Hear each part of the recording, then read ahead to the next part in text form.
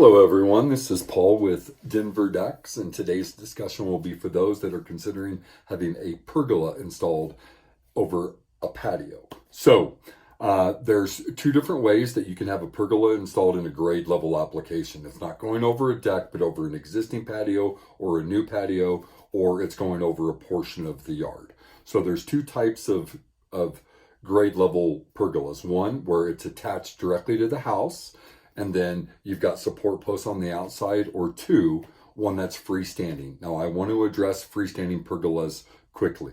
So in a freestanding pergola scenario, you're going to have supports on all four corners, and depending on its width, you may have intermediate posts as well.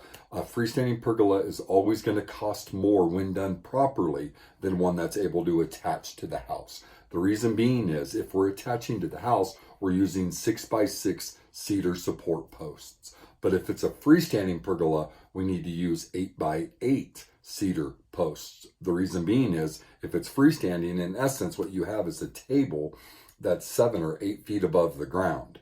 And those posts need to go down into the actual respective footers, the concrete footers. And then, of course, we treat them with a moisture protection membrane so that they can't wick water.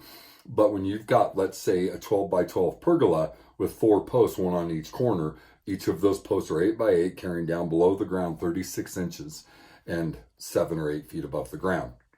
The reason they need to be 8x8s is there's a lot of wind in Colorado, obviously. And so gusts of wind, if you have it built out of 6x6s, we've learned this over the years, will eventually start to crack, or they just don't hold up as well. Obviously, an 8x8 is a heavy timber post, and so it gives it greater wind resistance. Now, if a pergola is attached to the house, it's going to be a lot more affordable because you're saving on support posts, and those support posts are 6x6s as opposed to 8x8s. Now, with that being said, let's visualize a pergola attached to the house, and you're covering a patio space. Now, if it's an existing patio space, caissons need to be installed 36 inches below the ground, and those posts still need to be set into the concrete so that the pergola doesn't squeak or rock or any of those things. So if you have an existing patio, if it's concrete, we need to cut out where we're pouring the caissons. The city inspects it, or the county inspects the caisson, and then we pour the concrete back flush to the existing patio. There will be an evidence of the fact that those caissons were installed. If it's a paver patio, pavers need to be pulled up.